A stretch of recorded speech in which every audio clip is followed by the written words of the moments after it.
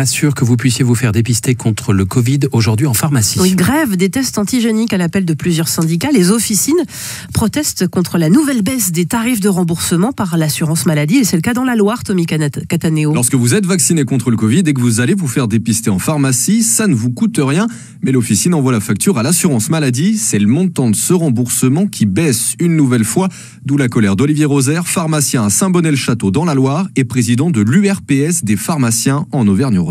Le mois dernier, on est déjà passé de 25 à 20 euros. En novembre 2020, on était à 34 euros. Et aujourd'hui, on considère qu'il y a une véritable hypocrisie. Soit on nous dit que les tests coûtent trop cher et à ce moment-là, on n'en fait plus. Mais aujourd'hui, on ne peut pas continuer à faire des tests à un tarif qui aujourd'hui ne nous permet pas de les faire dans des conditions satisfaisantes. Parce que ce n'est pas qu'un coton-tige dans le nez. La pharmacie doit acheter les tests entre 3 et 5 euros, mais aussi les équipements de protection pour le personnel qui les réalise. Il faut aussi rentrer les résultats sur une plateforme informatique. Bref, ceux qui avaient embauché exprès ne s'y retrouveraient plus.